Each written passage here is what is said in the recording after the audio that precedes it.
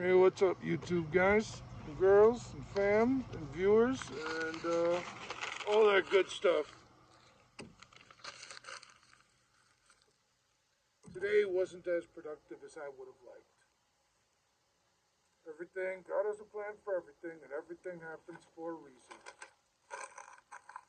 For sure as heck, while my wife was out there doing her little job here or there, the little girl got kicked out of camp. Nice. And who had to go pick her up?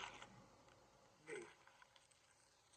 So I get her and I tell her, it's time for you to get working on your book report. I make all my kids do a book report every week.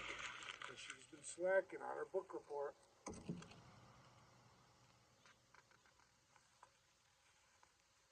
So I made her do her book report, but here's something else. My wife had something go on with the opera, and the opera canceled on her. And they just got back to her and let her know that she can have what's its face. They're doing the opera again tonight, starting at 5. Well, since my little girl got kicked out, she had to be home. And if my wife called me and said, hurry up, come home, I wouldn't have been able to get home in time for her to leave and go catch the opera. So she got to see the opera. Everything happens for a reason, and I was home. I got to pick up my little girl and make her work on her book report. That's what I did today. A whole bunch of cleaning, cooking, and yelling at my girl to get her book report done, pick up my other kids from camp. And now, it is Friday. That means campfire.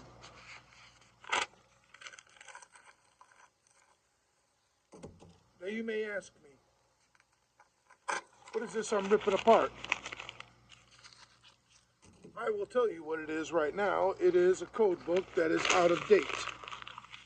With the code books I work with, they expire when the next version comes out because changes are made and the code book you have is no longer applicable.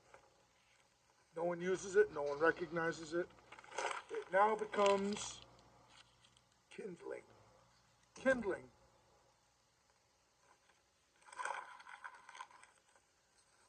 So, what I should tell you guys, because I always try to give some advice, a little bit of wisdom, things that I learned the hard way. You should have multiple accounts, bank accounts. That way you can organize your money better.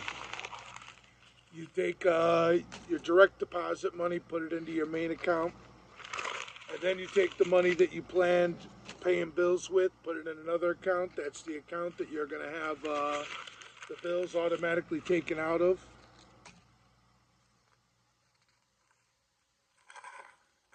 And I'll give you another piece of advice.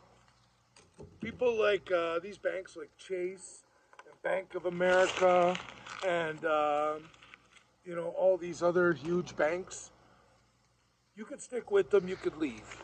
They don't care. They're still making tons and tons of money. Okay?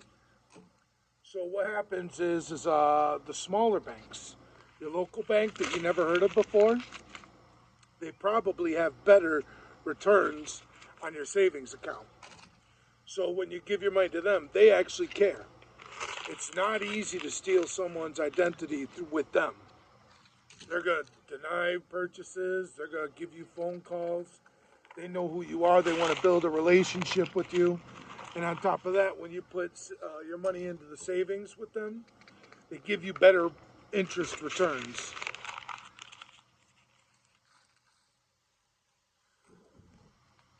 So that's a little bit of wisdom there. They give you better deals. Now, the bigger banks, they got better like customer service in terms of they got like an app, and on your app you can do a lot more things, and you can go to ATMs, and their ATM is probably everywhere.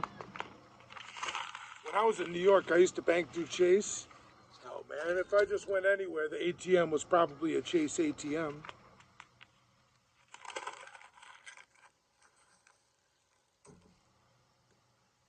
just, but what I do every Friday, I already have my weekly expenses planned out.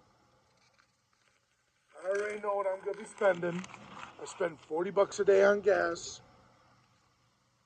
And what happens, and that gives me a little bit more gas than I need. But then what happens if I got a heavy driving day, like they want to send me around everywhere, I'm prepared for it. You know what I mean?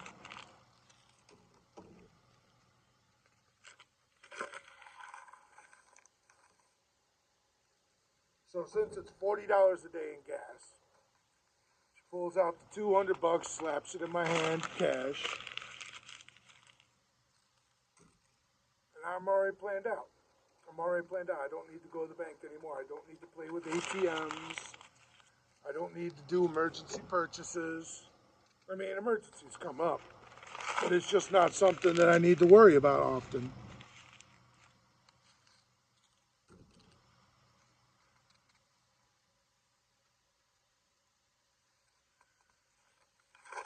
So today was kind of a wash, but I guess it was a wash that had to be done so that my wife could catch the opera.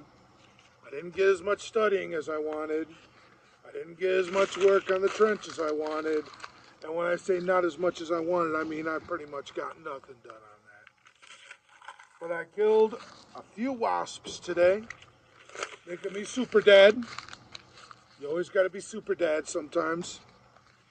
But when a wasp comes in, the whole family's panicking. It's up to numero uno. What? My son's telling me he killed a wasp. Well, good job, JJ. Wasps. All right. Well, I see you're coming. You're moseying on over here. I'll talk to you guys again soon. Introduce yourself. Okay, it's me as you. Basically, I'm his son. Yes. Your name's JJ. And you don't need to tell them the last name, but I do want you to tell them about coins. Coin collecting, how you can find coins in the wild. Oh, dude, really? Oh. All right. I see everyone's here and they're all sticking their nose in the business. Well, I can see that's pretty much it for now. Well, it all looks ready.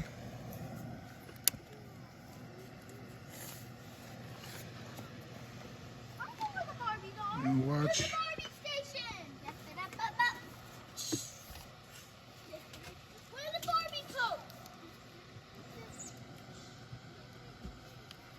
It doesn't look like it's starting off too good.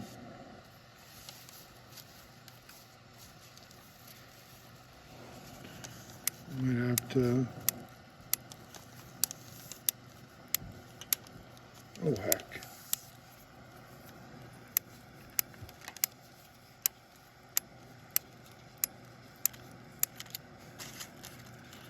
Oh, hell. Let's just take that, jam that in there. There. And we'll see. Maybe I can light this. No, the lighter's not working right now. But I see the smoke, so it'll start. Oh, yeah, that'll burn. Most definitely. Whew, it's blowing right in my face, though. Probably not the best place to be sitting tonight, huh? No, you know what? Gonna give another shot about talk about coins, huh? Well, it just so happens my son's doing, he's pretty good at figuring out what coins are expensive and which are not. So go ahead, tell them. Okay. Try to keep it within 5 minutes. JJ, it's recording right now. Okay. So basically, here is how to make money off of coins. Liberty, no, Liberty, no. It's back there. It's back there. Okay, so basically, here is my response about how to make money off of Try to coins. look at the camera. How to make money off of coins. Now, one big step that you need is here's two things that I recommend. You need to find a good place to sell the coins. and know how to and know each coin, like stuff like the 1980 to 1990. If they have no mint marks, they're gonna be worth millions. But the problem with that, with millions, here's something that you need. You need the right customer. Don't talk to me. Talk to the camera. I know. You need the right customer. So you need to go to some place, like if you have something really expensive, then what you must do, you must go to a place where a bunch of the place where certain coins are like the expensive coins. And so yeah. And one big thing that people get where people get money off of is they get it off of coin rolls. How do you get coin rolls? Really? You go to the bank. You go to the bank. You might put in like, if you really want to get really deep into coin rolls, then you must have like. Then what I recommend, get like $1,000 and get it into the half dollars. Get into the $half box. The half dollars. Here's something cool with the half dollars. The half dollars. There's many different types. In the bicentennial, if you have like a lot of them, the bicentennial is raised by a lot. It's like a 90% chance that you're gonna find a bicentennial in there. So yeah, and if you so yeah, and another thing that you need to know is other stuff, maybe like you need to know your like way around your town. This might sound weird, but you need to know your way around town to be able to sell coins. You need to know your town inside out. So you know where the good spots are. You know where the bad spots are. You know where all that stuff is. So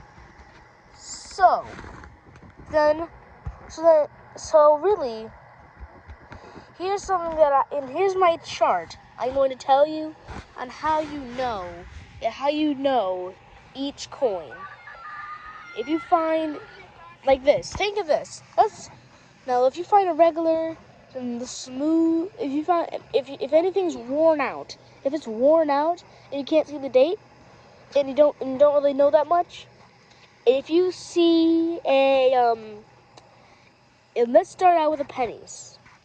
First you have the regular penny with the shield. Then you get to the memorial pennies and then the wheat pennies. And then if you go farther back, you'll get to the Indian head cents and all that stuff. So then during nickels, you'll get first it starts out with a regular nickel. He's looking at you, and it has a memorial on the back. All of them have a memorial, but not all of them. Then then there's the 2005 nickels. 2005 nickels. They basically it looks much different and smoother out of all of them. And it's something different on the back. It should be ocean of sea in view of joy, something like that. Or they could have buffalo, which buffalo nickels, I'll be talking about them later in the video. So then you go back. You got those regular nickels that has the profile. He ain't looking at you. He's kind of like, his face is kind of like sideways. And here's something that you need to know. 2005, the head aims this way. This way. If it's profile, it aims this way. So yeah. You'll know a 2005 nickel when you see one. So, and then now, but past that, we have gone to V nickels. V nickels. V nickels. They're basically a nickel. It has this. I think it has like Lady Liberty, Lady Freedom, something like that. No, Lady Liberty. It's not Lady Liberty. Stay out of the trench. And then you have and then if you really want to go really deep, you just have wood. There you go. All right. It's a good go. It's a good start on your first video, JJ. I guess you start the kids young, get them thinking about money and finances at an early age. You got to consider whether you're a rich dad or poor dad. They'll pick up their money sense from you. All right. But anyway, what do you want to say, JJ? Like, comment, subscribe, all that stuff. Yeah. You gotta tell them. Okay. So this is the end of the video. I recommend you to like, subscribe, hit the bell, and actually something cool. If you tap the subscribe button, it'll turn gray. If you tap the thumbs up button, there might be an explosion. It's cool, like a party explosion. Well, that's news to me. You should ring the bell. And subscribe if you want more.